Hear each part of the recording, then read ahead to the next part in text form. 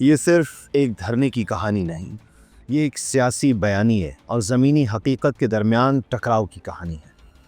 کہا گیا پورا ملک بند کر دیں گے، پہیہ جام کر دیں گے، نظام کو چوک کر دیں گے، لیکن سوال یہ ہے کیا واقعی ملک بند ہوا یا صرف خیبر پختونخوا کے لوگ محصور ہوئے؟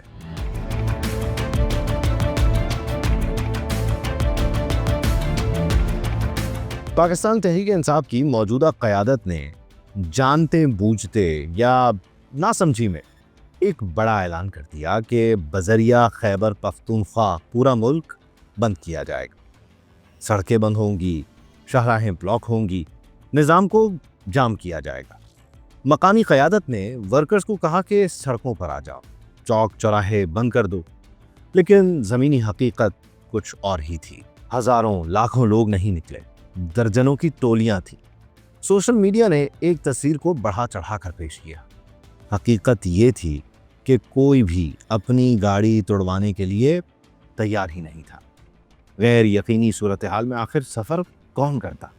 ایک پتھر بھی ٹریفک روکنے کے لیے کافی ہوتا ہے، اور وہی ہوا، ٹریفک روکی۔ امیج بنا کہ دھرنا کامیاب ہے، مگر لوگ کھیتوں اور سڑک کنارے بیٹھے اپنا وقت گزارتے رہے۔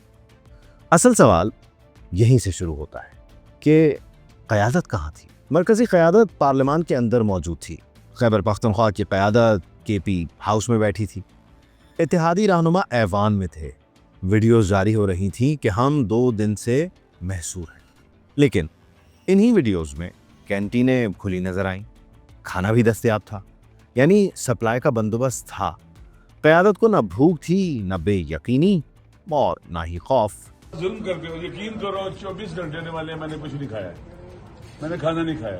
دوسری طرف ورکرز سڑکوں پر تھے، کھیتوں میں تھے، گھروں سے دور تھے۔ وہ شاید گھر والوں کو یہ بتا کر نکلے تھے کہ کوئی انقلاب لانے جا رہے ہیں، لیکن 3 دن بعد سوال یہ تھا کہ حاصل کیا ہوا؟ مزید پیچیدگی تب آئی جب انہی دھرنوں کو خیبر پختونخوا کی اپنی حکومت نے ختم کروا دیا۔ پولیس نے ڈنڈے اکھاڑے، کیمپ ختم کیے، لوگوں کو ہٹایا گیا۔ ورکر کا سوال منطقی تھا، اگر حکومت ہماری ہے تو ہمیں خود کیوں ہٹا رہی ہے؟ اگر آپ حکومت میں بیٹھے ہیں تو احتجاج کس کے خلاف ہے؟ اس پورے عمل کی انسانی قیمت بھی تھی۔ اسلام آباد کے بڑے سرکاری اور نجی ہسپتالوں میں بڑی تعداد میں مریض خیبر پختونخوا سے آتے ہیں۔ راستے بند ہوئے تو لوگ نہ علاج کے لیے پہنچ سکے اور نہ واپس جا سکے۔ گرین بیلٹس پر کمبل ڈال کر لوگ رات گزارتے رہے۔ متاثر وہی ہوئے جو روزگار، کاروبار یا پھر علاج کے لیے نکلے تھے۔ اسی دوران قیادت صاف ستھرے کپڑوں میں پریس کانفرنسز کرتی نظر آئی۔ خاندان محفوظ گھروں میں تھے، بچوں کو کسی دھرنے میں نہیں لایا گیا، لیکن ورکرز سے یہی کہا گیا کہ عمران خان کے تحفظ کے لیے انہیں سڑکوں پر نکلنا ہے اور ملک بند کرنا ہے۔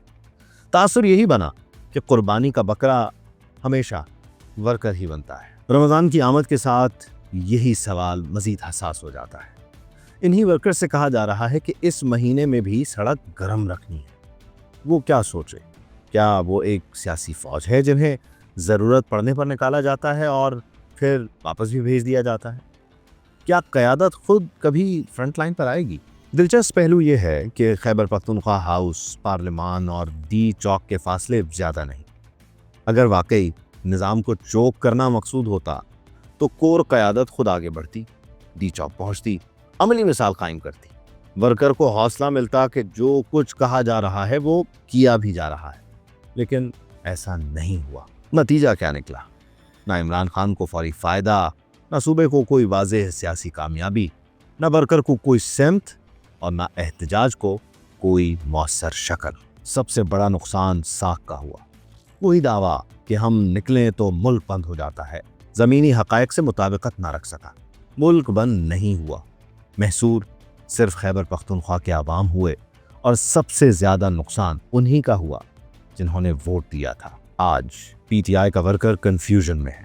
وہ مانے یا نہ مانے، اس کے ذہن میں ایک سوال بیٹھ چکا ہے کہ کیا قیادت ہمارے ساتھ کھڑی ہے یا ہم صرف ایک سیاسی حکمت عملی کا حصہ ہیں؟